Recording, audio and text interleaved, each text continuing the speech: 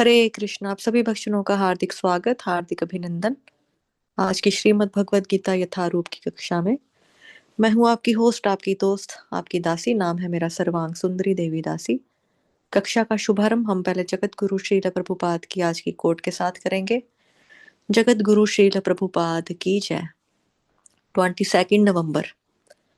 हम ना तो वैरागी हैं और ना ही भोगी, हम केवल श्री कृष्ण के सेवक हैं।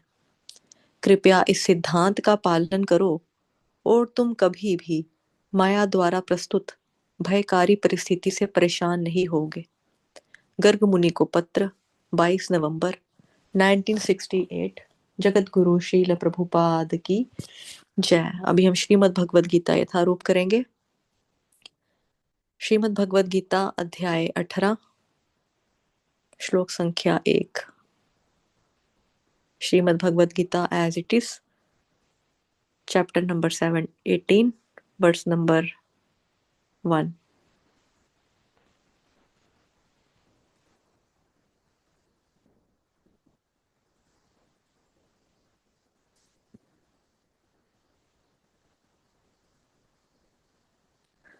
हरे कृष्ण कृष्ण कृष्ण हरे हरे, हरे राम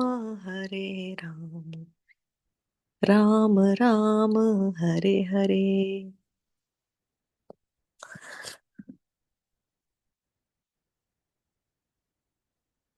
हरे कृष्ण कृष्ण कृष्ण हरे हरे, हरे राम राम राम हरे हरे।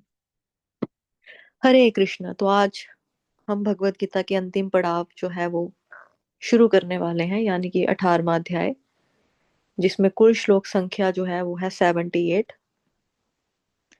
मतलब 2 कम 80 की। और इस अध्याय का जो नाम है वो है मोक्ष संन्यास योग या फिर उपसंहार।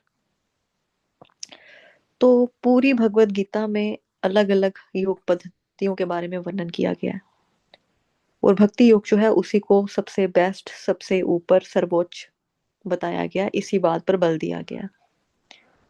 इस अध्याय में श्री कृष्ण भगवान भगवत गीता का कंक्लूजन यानी कि निष्कर्ष देते हैं, और इस बात पर जोर देते हैं कि कृष्ण के प्रति प्रेम समर्पण में की गई भक्ति ही जीवन का चरम लक्ष्य है। और एक तरह से ये चैप्टर रिवीजन के लिए है। कृष्ण अपने सुझावों की पुनरावृत्ति से शुरू करते हैं कि अर्जुन को कर्म के फल का जो त्याग है वो करना चाहिए, ना कि कर्म का त्याग करना चाहिए। तो इस प्रकार से श्री कृष्ण जो है वो समीक्षा करते हैं कि कर्तव्यपूर्ण अनासक्ति युक्त कर्म वास्तविक त्याग है, जिसका कोई प्रतिफल नहीं रहता। तो चलिए शुरू करते हैं। श्रीमद् भगवद गीता यथारूप अध्याय 18, श्लोक संख्या 1। Shrimad Bhagavad Gita as it is, chapter number 18, verse number 1। Arjun उवाच सन्न्यास सन्न्यास्य महाबाहो तत्त्वमिच्छामि वेदितुम् त्यागस्य च ऋषिकेश पृथक् केशि निषूदन। दन नहीं आएगा, दन, क्योंकि न पूरा है, हलंत नहीं है, दन। ठीक है, एक बार दोबारा देख लेते हैं। अर्जुन उवाच सन्न्यास्य महाबाहो तत्त्वमिच्छामि वेदितुम् त्यागस्य च ऋषिकेश पृथक् केशि निषूदन। अनुवाद और तात्पर्य जगत गुरु श्रील प्रभुपाद द्वारा। श्रील प्रभुपाद की जय। अर्जुन ने कहा, हे महाबाहु, मैं त्याग का उद्देश्य जानने का इच्छुक हूँ। और हे केशी निषूदन, हे ऋषिकेश, मैं त्याग में जीवन यानी कि संन्यास आश्रम का भी उद्देश्य जानना चाहता हूँ। तात्पर्य जगत गुरु श्रील प्रभुपाद द्वारा। श्रील प्रभुपाद की जय। वास्तव में श्रीमद् भगवत गीता 17 अध्यायों में ही समाप्त हो जाती है ना? जैसा मैंने आपको बताया, एक तरह का रिवीजन भगवान रिवाइज करवाएंगे हमको। तो 18वां अध्याय तो पूर्व विवेचित विषयों का पूरक संक्षेप है। प्रत्येक अध्याय में भगवान बल देकर कहते हैं कि भगवान की सेवा ही जीवन का चरम लक्ष्य है। इसी विषय को इस 18वें अध्याय में ज्ञान के परम गुह्य मार्ग के रूप में संक्षेप में बताया गया है। प्रथम 6 अध्यायों में भगवान ने भक्ति योग पर बल दिया। योगा नाम अपि सर्वेषां, समस्त योगियों में से जो योगी अपने अंतर में सदैव मेरा चिंतन करता है वह सर्वश्रेष्ठ है। अगले 6 अध्यायों में शुद्ध भक्ति, उसकी प्रकृति तथा कार्यों का विवेचन है। अंत के 6 अध्यायों में ज्ञान, वैराग्य, अपरा तथा परा प्रकृति के कार्यों और भक्ति का वर्णन है।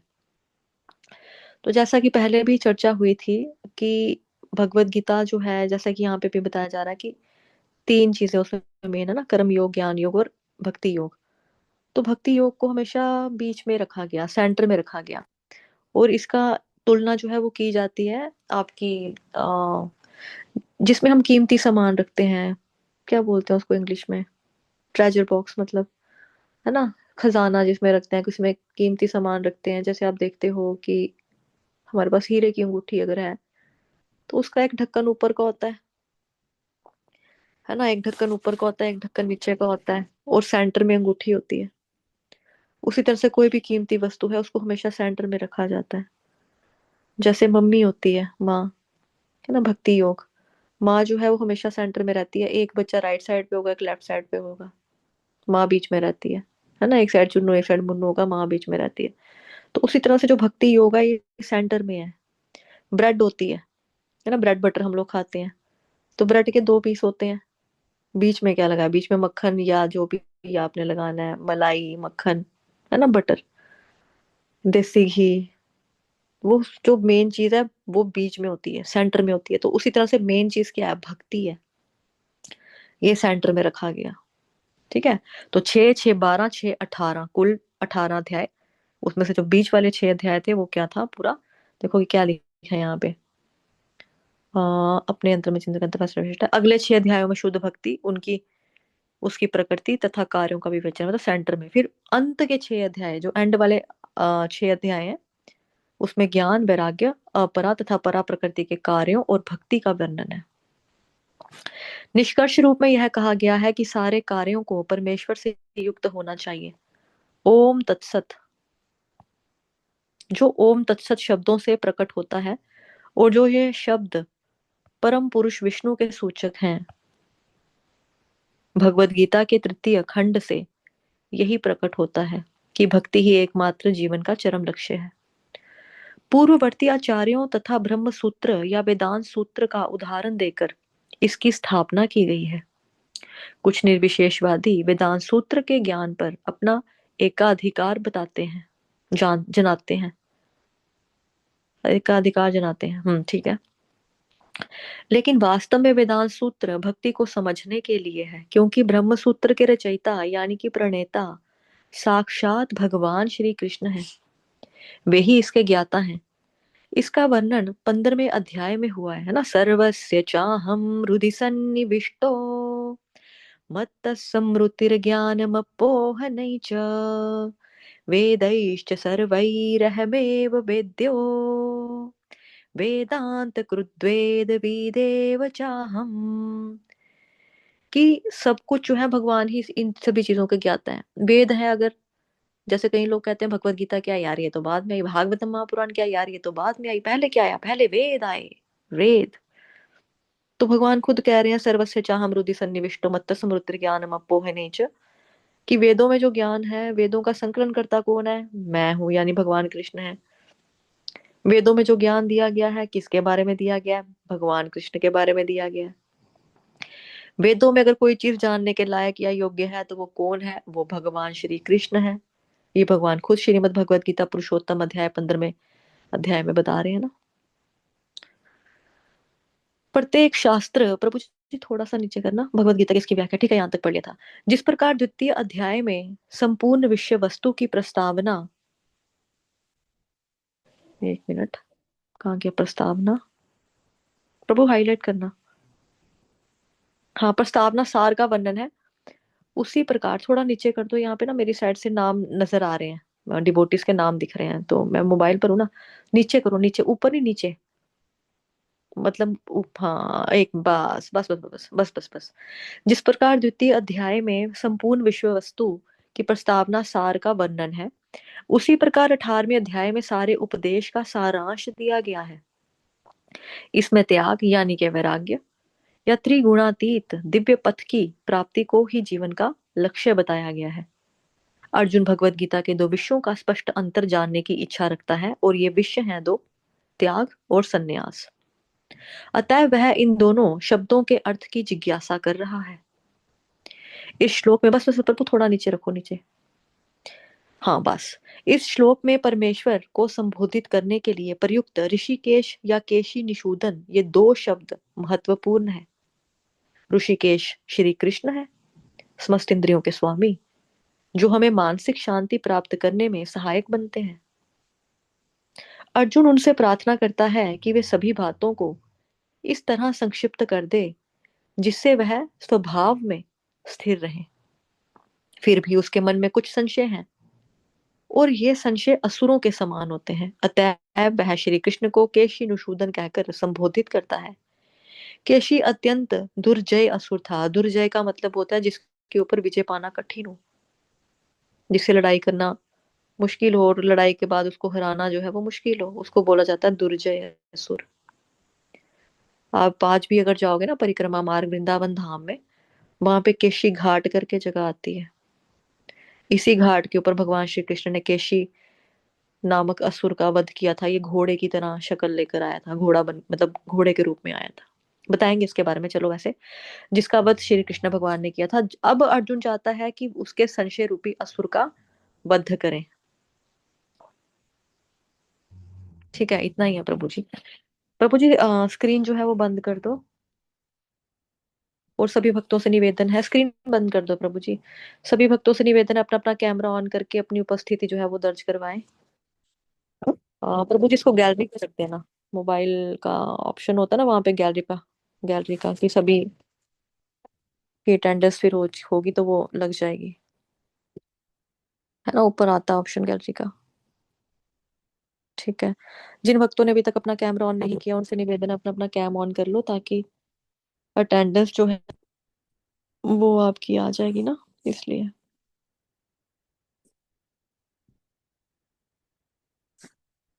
हम्म, हो गया प्रभु, सबका अटेंडेंस हो गया। बहुत सारे डिवोटीज अभी भी हैं। सूरज कुमार प्रभु जी, वीके माता जी, विजय गुप्ता प्रभु जी, यश प्रभु जी, शैलेश, रूपा माता जी, मानसी नंदवानी, ज्योति पांडे, गीतांजलि, विनीता माता जी, हरि बोल, गीता माता जी, बीएल गौतम, भाव्या यादव, भावमेक निताई दास, कविता माता जी, बाकी सभी भक्तों ने कर लिया है ऑन। ठीक है, जिनके नाम लिए हैं वो भी अगर ऑन करें तो अच्छा होगा। ठीक है जी।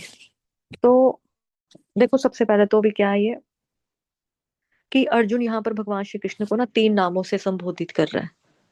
एक उसने कहा है महाबाहु, एक कहा है केशी निषूदन, एक कहा है ऋषिकेश। ठीक है, तीन नाम बोले अर्जुन ने भगवान कृष्ण के लिए। तो सबसे पहले बोला है उसने महाबाहु, है ना। महाबाहु का मतलब क्या हुआ? जिसकी बाजुओं में दम हो, बलिष्ठ भुजाओं वाला।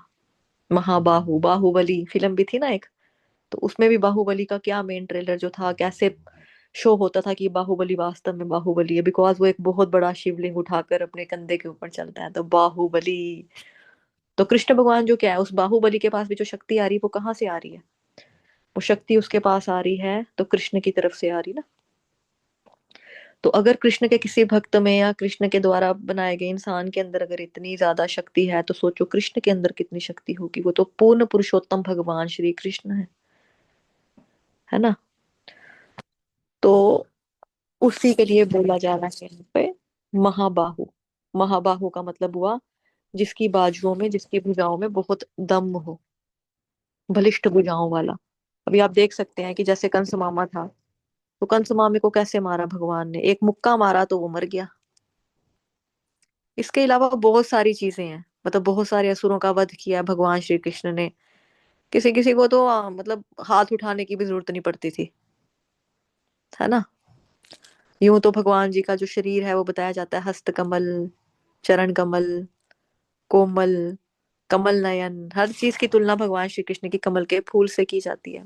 बिकॉज हमारे लिए जो है इस जगत में, भौतिक जगत में कोई भी जो वस्तु है वो उससे ज्यादा सॉफ्ट कुछ नहीं है, है ना। उससे ज्यादा जो सॉफ्ट है वो कुछ है नहीं। तो इसलिए भगवान कृष्ण के लिए जो है वो बोला जाता है, ये सारे वर्ड्स का इस्तेमाल किया जाता है। तो महाबाहु शब्द जो है वो बेसिकली इसीलिए रखा गया है कि भगवान कृष्ण जो है उनकी बाजुएं बहुत बलिष्ठ बलिष्ठ है, मतलब भगवान शक्तिशाली ना। संपूर्ण शक्तिशाली कौन है, वो भगवान श्री कृष्ण है, उनसे ऊपर कोई शक्तिशाली है ही नहीं दुनिया में। फिर है यहाँ पर आपका वर्ड आता है कि केशी निषूदन। केशी निषूदन वर्ड आता है। तो केशी नाम का एक घोड़ा था बेसिकली, जो कि राक्षस था, असुर था। यानी था तो वो राक्षस, लेकिन वो घोड़े के रूप में आया था। तो भगवान ने क्या किया, पहले तो उसके मुंह में अपना हाथ डाल दिया और बाद में मुक्का मारा उसको, जिसको पंजाबी में बोलते कसून मारा सीधे उसकी मुंह के ऊपर। ठीक है। तो फिर क्या हुआ, तो फिर भगवान जी ने अपने हाथ, जो अपना जो हाथ था उसके मुंह के अंदर डाल दिया। जब जब डाला ना, तो उसको भगवान जी का जो हाथ था वो बहुत गरम गरम लगा, बहुत गर्म लगा। ऐसे तो मैंने अभी क्या बताया कि भगवान कृष्ण का जो हस्त है वो हस्त कमल बोला जाता है, सॉफ्ट। लेकिन उसको बड़ा कष्ट हुआ क्योंकि वो भगवान का शत्रु बन के आया था ना, भगवान को हर्ट करने की बुद्धि रख कर आया था, तो उसको भी बड़ा कष्ट हुआ। तो केशी बेसिकली राक्षस का प्रतीक है। केशी जो है वो राक्षस है, जो घोड़े के मुंह के रूप में आया था, घोड़े का सिर लेकर आया था। लेकिन ये प्रतीक किसका है, शुष्क ज्ञान का, इग्नोरेंस का, अज्ञानता का प्रतिरूप है, कर्मकांडी भाव का प्रतिरूप है। इसीलिए श्री कृष्ण को केशी निषूदन कहा गया है, केशी निषूदन श्री कृष्ण। बिकॉज अर्जुन यहाँ पर क्या बोल रहा है, अंतिम लाइनों में हमने क्या पढ़ा कि जिस तरह से अर्जुन के मन में संशय चल रहे हैं, डाउट हो रहे हैं, तो उस तरह से अर्जुन का जो मन में बैठा हुआ केशी नाम का जो राक्षस है, संशय रूपी केशी असुर है, उसका वध करो भगवान श्री कृष्ण। इसलिए उसने, अर्जुन ने भगवान श्री कृष्ण को केशी निषूदन कहकर संबोधित किया कि त्याग क्या है, सन्यास क्या है, मेरे को बताओ, मुझे समझ में नहीं आ रहा है भगवान, मुझे बताओ उसका क्या मतलब है। और भगवान को उसने ऋषिकेश कहकर भी बुलाया। ऋषिकेश बेसिकली क्या है, सबकी इंद्रियों के स्वामी है भगवान श्री कृष्ण। तो अर्जुन इसीलिए भगवान कृष्ण को ऋषिकेश कह रहा है कि हे भगवान जी, अभी तक मैं जो कुछ भी समझ पाया हूं ना, वो मैं इसीलिए समझ पाया हूँ क्योंकि आप जो हो कृष्ण भगवान, आप सबकी इंद्रियों के स्वामी हो, मेरी भी इंद्रियों के स्वामी हो। तो अगर आप चाहोगे कृष्ण भगवान, अगर आप चाहोगे तो मेरी समझ में आएगा, अगर आप नहीं चाहोगे तो मेरी समझ में नहीं आएगा भगवान। तो इसीलिए आप मेरे को बता दो। तो महाबाहु, बलिष्ठ भुजाओं वाला, तो दुनिया में कोई भी भगवान जिसे ताकतवर शक्तिशाली नहीं है। सारी शक्ति वही उन्हीं से आ रही है। ना तो कोई भगवान के बराबर है, ना ही कोई उनसे ऊपर है या फिर श्रेष्ठ है। इसके लिए हमने श्रीमद् भागवतम महापुराण में एक वर्ड पढ़ा था, भागवतम महापुराण का, तो स्टार्टिंग में ही पढ़ा था। उस वर्ड का कौन बताएगा कि वो क्या वर्ड था, जिसका मतलब है भगवान जी जो है, ना तो कोई उनसे ऊपर है और ना ही कोई भगवान जी से। ये मुझे प्राइवेट लिखा है, एवरीवन कर दिया प्रभु ने। प्राइवेट है माता जी। प्राइवेट है, ओके, कौन बताएगा। हरे कृष्ण। आपका उत्तर सही है प्रभु जी। हरे कृष्ण। कौन बताएगा, कोई बताना चाहता है, हैंड रेस करो जिसको पता है कि मैं हिंदी में बता रही हूँ।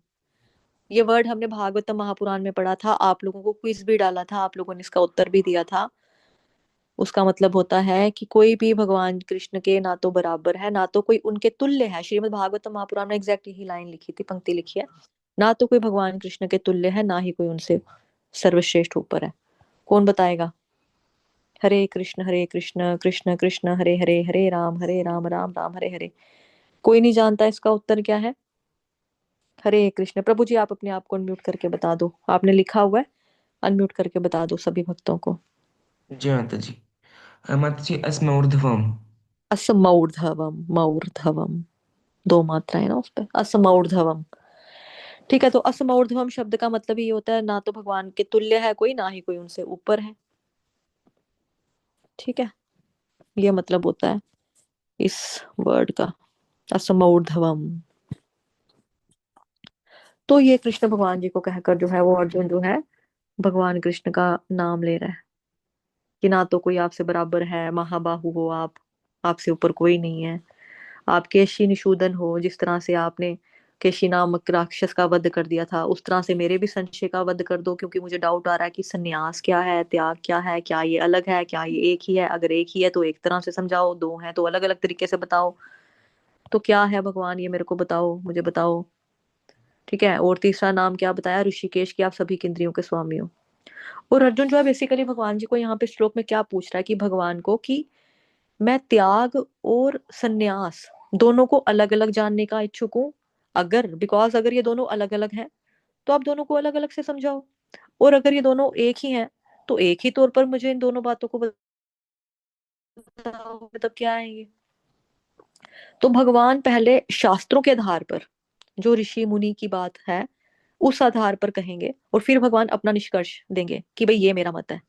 तो अर्जुन यही जानना चाहता है कि त्याग का उद्देश्य क्या है, हमें किसके लिए त्याग करना चाहिए, और ये इंपॉर्टेंट बात भी है ना, त्याग किसके लिए करना चाहिए, क्यों करना चाहिए। तो पता होना चाहिए कि क्यों करना है त्याग। और जो शील विश्वनाथ चक्रवर्ती ठाकुर हैं वो कहते हैं कि अर्जुन ने इस श्लोक में तीन नाम लिए। तीन नाम इसने इसलिए लिए, एक तो बोला इसने महाबाहु, महाबाहु कहकर अर्जुन आत्म तत्व को समझता है।